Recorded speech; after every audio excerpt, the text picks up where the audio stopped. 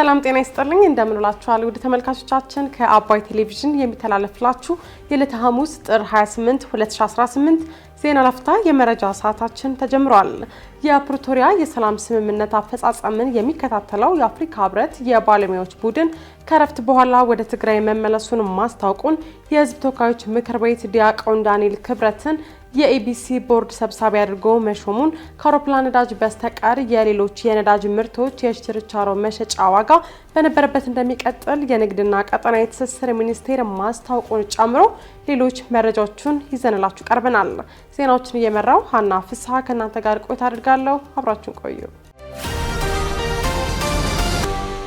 የፕሪቶሪያ የሰላም ስምምነት አፈጻጸምን የሚከታተለው የአፍሪካ ህብረት የባለሙያዎች ቡድን ከረፍት በኋላ ወደ ትግራይ መመለሱን አስታወቀ።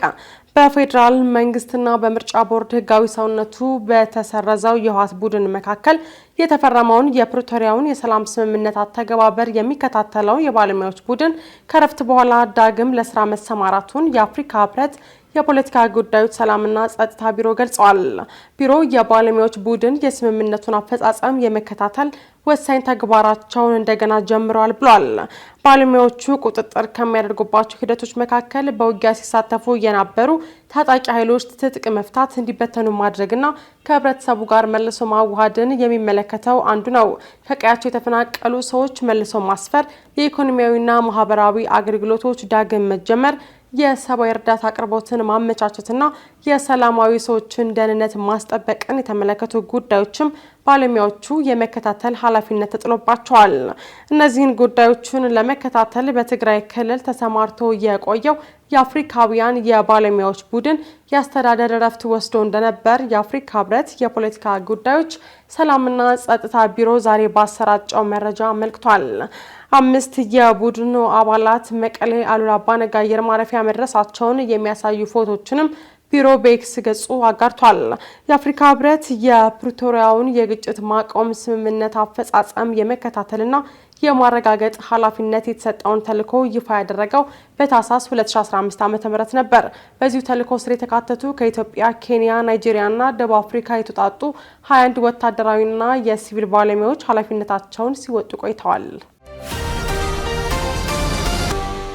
የህዝብ ተወካዮች ምክር ቤት ዲያቆን ዳንኤል ክብረትን የኤቢሲ ቦርድ ሰብሳቢ አድርጎ ሾመ። ስድስተኛው የህዝብ ተወካዮች ምክር ቤት 5ኛ ዓመት ዛሬ ጥር 28 ቀን 2018 ባካሄደው 10ኛ መደበኛ ስብሰባው የተለያዩ ሹመቶችን አጽድቋል። ምክር ቤቱ የጠቅላይ ሚኒስትር አብይ አህመድ የማህበራዊ ጉዳዮች አማካሪ ሚኒስትር የሆኑትን ሙዓዘ ጥበባት ዲያቆን ዳንኤል ክብረትን የኢትዮጵያ ብሮድካስቲንግ ኮርፖሬሽን ኤቢሲ የስራ አመራር ቦርድ ሰብሳቢነት ሹመቱን አጽድቋል። ምክር ቤቱ ለኢትዮጵያ ብሮድካስቲንግ ኮርፖሬሽን የቦርድ አባልነት የቀረቡ 9 እጩዎችን ሹመት አጽድቋል። በዚህም መሰረት የኢትዮጵያ አርቲፊሻል ኢንተለጀንስ ኢንስቲትዩት ዋና ዳይሬክተር የሆኑት ዶክተር ወርቁ ጋቸና፣ የጤና ሚኒስትር ዶክተር መቅደስ ዳባ፣ የቱሪዝም ሚኒስትር ዴኤታ ዶክተር እንደገና አበበ፣ የሰላም ሚኒስትር ዴኤታ አቶ ቸሩጌታ ገነነ፣ የቀድሞ የኢትዮጵያ ብሮድካስት ባለስልጣን ዋና ዳይሬክተር የነበሩት ዶክተር ጌታቸው ድንቁ በቦርድ አባልነት ተሹመዋል። እንዲሁም የውጭ ጉዳይ ኢንስቲትዩት ዋና ዳይሬክተር አቶ ጃፋር በድሩ፣ የአብን ፓርቲ አመራር አቶ ዩሱፍ ኢብራሂምና ዶክተር አብዱልዋሳ አብዱላሂ በቀድሞ የቦርድ አባልነታቸው እንዲቀጥሉ ተደርጓል። ምክር ቤቱ ከዚህም ባሻገር አቶ ሉል ካሳይ ወልዱና አቶ ምትኩ ማዳድል ነስታው የፌዴራል ከፍተኛ ፍርድ ቤት ምክትል ፕሬዚዳንት አድርጎ ሹሟል። ምክር ቤቱ የፌዴራል የመጀመሪያ ደረጃ ፍርድ ቤት ዳኞችን ሹመት አጽድቋል። ከአውሮፕላን ነዳጅ በስተቀር የሌሎች የነዳጅ ምርቶች የችርቻሮ መሸጫ ዋጋ በነበረበት እንደሚቀጥል የንግድና ቀጠናዊ ትስስር ሚኒስቴር አስታወቀ። ከአውሮፕላን ነዳጅ በስተቀር ሌሎች ሁሉም የነዳጅ ምርቶች የችርቻሮ መሸጫ ዋጋ በጥር ወር በነበረበት የሚቀጥል መሆኑን የንግድና ቀጠናዊ ትስስር ሚኒስቴር በማህበራዊ የትስስር ገጹ ባወጣው ደብዳቤ አስታውቋል። የሚኒስትሮች ምክር ቤት ታህሳስ 20 ቀን 2014 ዓ.ም ባደረገው 3ኛ መደበኛ ስብሰባ ባስተላለፈው የነዳጅ ውጤቶች የዋጋ ግንባታ የአፈጻጸም ውሳኔ መሰረት የችርቻሮ መሸጫ ዋጋ በየጊዜው የተከለሰ ስራ ላይ እንዲውል ሲደረግ መቆየቱ ይታወሳል። በዚሁ መሰረትም የዓለም የነዳጅ ዋጋ መነሻ በማድረግም ከጥር 27 ቀን 2018 ዓ.ም ከምሽቱ 12 ሰዓት ጀምሮ ከአውሮፕላን ነዳጅ በስተቀር ሌሎች ሁሉም የነዳጅ ምርቶች የችርቻሮ መሸጫ ዋጋ በጥር ወር በነበረበት የሚቀጥል መሆኑን የንግድና ቀጠናዊ ትስስር ሚኒስቴር ባወጣው ደብዳቤ አስታውቋል። በመሆኑም የቤንዚን፣ የነጭ ናፍጣ፣ የኬሮሲን፣ የቀላል ጥቁር ናፍጣና የከባድ ጥቁር ናፍጣ በጥር ወር ሲሸጥ በነበረ ዋጋ እንደሚቀጥል ተገልጿል። ይሁንና የአውሮፕላን ነዳጅ የችርቻሮ መሸጫ ዋጋ ግን በተደረገበት ማሻሻያ መሰረት በአዲስ አበባ ከተማ 136 ብር ከ80 ሳንቲም በሊትር እንዲሆን በመንግስት መወሰኑንም ሚኒስቴሩ ገልጿል። ግብጽ በሱዳን የእርስ በርስ ጦርነት ውስጥ በድሮን ጥቃት በቀጥታ እየተሳተፈች መሆኑን አንድ ምርመራ አጋለጠ። የሱዳን የእርስ በርስ ጦርነት በይፋ የተጀመረው በ2015 ዓ.ም በካርቱም ከተማ በሱዳን ጦርና በፈጥኖ ደራሽ ድጋፍ ሰጪ ኃይሎች መካከል በተቀሰቀሰ ግጭት ሲሆን በጦርነቱ የተለያዩ ሀገራት በእጅ አዙር እየተሳተፉበት እንደሆነም ይገለጻል። በተለይ የሰሜን ምስራቅ አፍሪካዊቱ ሀገር ግብጽ በቀጠናው የውክልና ጦርነት በማድረግም ስሟ የሚጠቀስ ሀገር መሆኗ የተገለጸ ሲሆን በሱዳን የእርስ በርስ ጦርነት ተሳትፋለችም ተብሏል። የኒውዮርክ ታይምስ የምርመራ ዘገባ ይፋ እንዳደረገው ግብጽ በምዕራባዊ በረሃ በሚስጥር በገነባችው ወታደራዊ የአውሮፕላን ማረፊያ አማካኝነትም በሱዳን የእርስ በርስ ጦርነት ውስጥ በቀጥታ መሳተፍ ጀምራለች ብሏል። ዘገባው የሳተላይት ምስሎችን፣ የበረራ መረጃዎችንና ምዕራባውያን ዲፕሎማቶችን ዋቢ በማድረግ እንደገለጸውም የግብጽ ጦር ባለፉት 6 ወራት በሱዳን የፈጥኖ ደራሽ ኃይሎች ላይ የድሮን ጥቃቶችን ሲሰነዘር መቆየቱን ያመለክታል።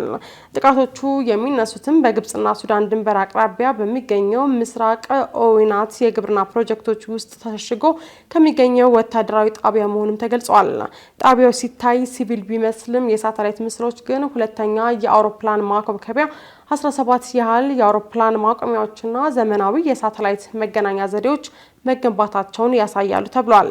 እንደ ኒውዮርክ ታይምስ የምርመራ ዘገባ መረጃ ከሆነ የድሮን ጥቃቶቹ በሱዳን ግዛት ውስጥ የሚገኙ የፈጥኖ ደራሽ ኃይሎች ይዞታዎችን ኢላማ ያደረጉ ሲሆን ይህም ደግሞ ቀደም ሲል በርካታ የውጭ ኃይሎችን ባሰባሰበው ግጭት ላይ አዲስ ገጽታ አክሎበታል።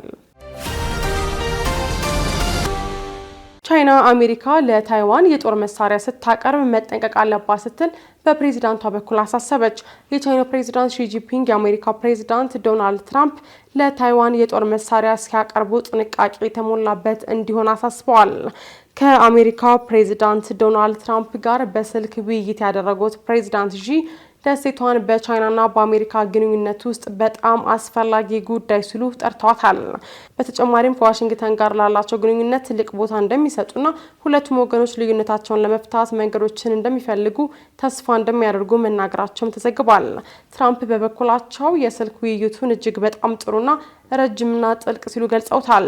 የረቡዕ የስልክ ውይይት የዩናይትድ ኪንግደም ጠቅላይ ሚኒስትር ኪር ስታርመርን ጨምሮ የበርካታ ሀገራት መሪዎች በዓለም ሁለተኛ ግዙፍ ኢኮኖሚ ካላት ቻይና ጋር ያላቸውን ግንኙነት ለማደስም ተስፋ በማድረግ ወደ ሀገሪቱ ጉብኝት ማድረጋቸውን ተከትሎ የመጣ ነው።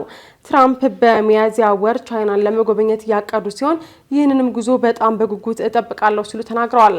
አክለውም ቤጂንግ አሁን ካለው 12 ሚሊዮን ቶን በላይ እስከ 20 ሚሊዮን ቶን የአሜሪካን አኩሪ አተር ለመግዛት እያሰበች መሆኑንም አስታውቀዋል።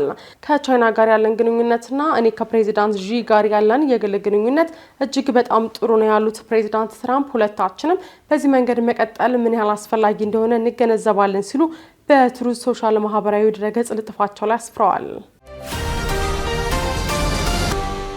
የዜና ላፍታ የመረጃ ሰዓታችን የተከታተላችሁትን ይመስል ነበር። አብራችሁን ስለቆያችሁ ከልብ እያመሰገንን በያላችሁበት መልካም ቀን